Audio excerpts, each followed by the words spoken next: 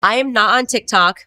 I have a very strict TikTok policy. I have decided that if I'm ever going to join TikTok, I'm going to wear a blue wig and I'm going to be the opposite of Candace Owens. Tell me what you think. And I'm just going to be super woke and talk trash about conservatives all the time. So it's going to be my alter ego. You're privileged. And I don't know what her name's going to be, but she's going to really hate Candace Owens.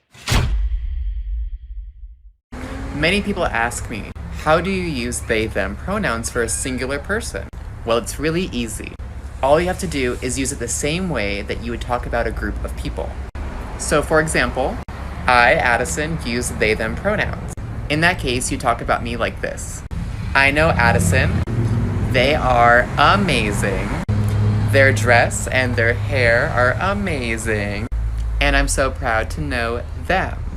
Now, a fun fact about they, them pronouns is that they've been used in a singular context for centuries. Even going back to Shakespearean times, there's actual documentation in literature using they and them in singular contexts. But if that still doesn't convince you to use they, them pronoun, I'll leave you with this piece of information. Our language is constantly changing and adapting. We're evolving to find new terms and language to self-identify. So get with the times, don't be an asshole.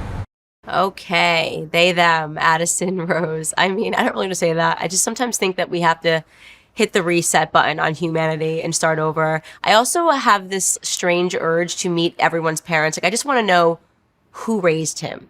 Are they? Who raised them? That's what I want to know. Like, how did we get here? Like, somebody's parents did not do a good enough job if this is what your child is committed to on the internet. It's just, who raised them? They. I took my trans daughter to see her pediatrician for the first time since she has come out as trans. I called ahead to give them a heads up and they assured me everything would be okay. When I got there, it was not okay. When we brought up the subject of puberty blockers, which we were just asking for information at this point, the doctor said, "Oh, I do not have any trans patients and I don't know anything about that." But then proceeded to ask questions such as, have you researched people who regret transitioning? No, I haven't. Because that's not really my concern right now. My concern is to make sure my child doesn't turn into a statistic and unalive herself because she's not being loved and validated. So we're finding a new doctor. Honestly, this one makes me super upset because in this scenario, the doctor should have probably called Child Protective Services. A child, like saying that there's a child who thinks it's trans is like saying there's a dog that thinks it's vegan. You know who's making the decision. Children don't think like this. So there's an unstable parent who is forcing upon their child, maybe because they think it shows that they're virtuous. Like, look, I'm accepting and I'm a great parent because my child wants puberty blockers. But in reality, that's what the parent wants. So good on the doctor for making, I guess, kind of edging them in the right direction by saying, have you heard of trans regret? But the fact that this is a child, when I was growing up, no child knew what trans was. Nobody thought about that. So the fact that this child is young enough that they're at a pediatrician talking about puberty blockers means that there is a mother that needs to be removed from the care of that child. I've spoken to people that do have trans regret. Particularly Walt Heyer came on my show. I've had him multiple times on various shows. And the statistics that she probably needs to be paying most attention to are the ones about trans regret. And it is usually because, as Walt Heyer told me, because they're forced into making a decision because you have an entire ecosystem of people, the parents, the doctors, that are complicit in making them make a radical decision that in the end will ruin their lives. Your child will not be able to procreate. I can't even imagine putting a small child on puberty blockers. That means the age of this child she's talking about, this child has not even gone through puberty yet. And they're trying to discuss blocking that puberty from taking place. What you're looking at is worse than a radical. You can be a radical unto thyself. This woman is harming a child. And this TikTok account should be removed. This woman should be investigated. But that would all be happening in a sane world. I wear a mask to school. I wear a mask to school. Hi ho the Dario. I wear a mask to school. It helps to keep me safe. It helps to keep me safe. Hi ho the Dario. It helps to keep me safe. It keeps my friends safe. it keeps my friends safe. Hi-ho the dairy-o, it keeps my friends safe. And let me see a hooray! Put your hands up in the air! Like the kids are not singing along because they're not enjoying the song and they're not enjoying wearing a mask, and you're creepy for trying to make this into a fun song.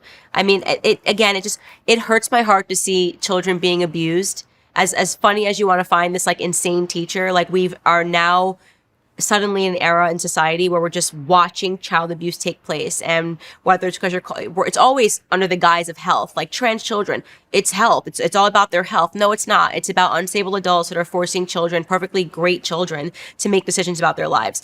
Masking children, it's about health. No, it's obviously not about health, since we know that less than 500 children have died from COVID, and those 500 children, by the way, had comorbidities like terminal cancer, right? And they're counting them as COVID deaths. So this is just what happens when society, to me, is just on the wrong trajectory. And I mean, I hope eventually those babies are freed. I hate seeing stuff like this. It hurts my heart. Why does it matter? Oh, it doesn't matter to you. But to me, I'm a male. Okay? Okay. So, what are you? So I can call you sir or ma'am. What are you? What would you assume looking at me? What are you? What would you assume looking at me? I assume that you're a man. Okay? Okay? Thank you. Whatever. There's nothing I can say about that that's not going to get me in trouble on YouTube, so I'm just going to have a nice laugh and move on. I'm going to say this because I don't think enough people are. If the vaccine was dangerous, they would have rolled it out in black and brown poor communities first.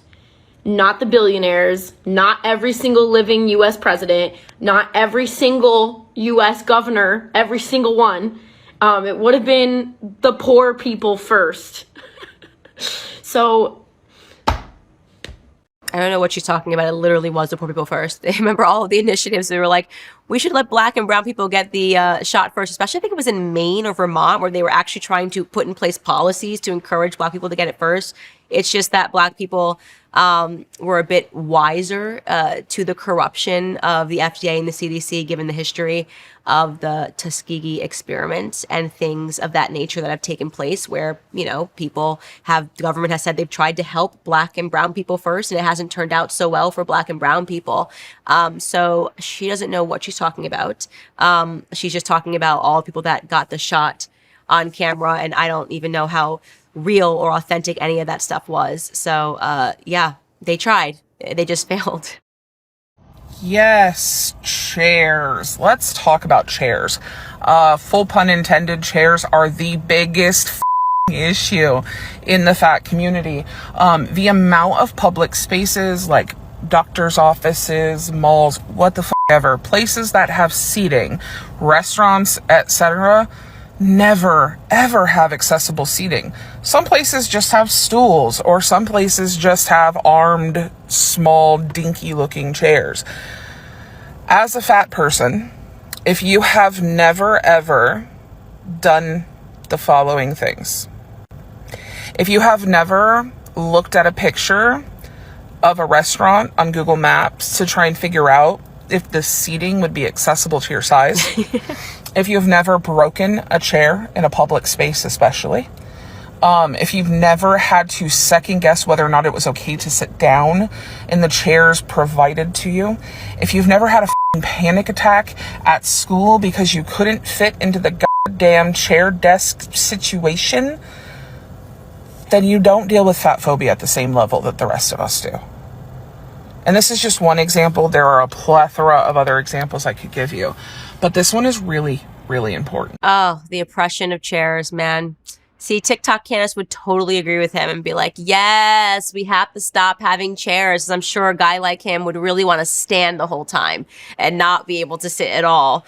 Yeah, I mean, this is just more of the crazy. The fat acceptance movement has no limits. It really does have no limits. It's like at no point has it ever occurred to him that he could lose weight and maybe be able to fit into one of those chairs a little bit better. Instead, we have to get rid of chairs, which is going to be really unfortunate for the people that need them like him.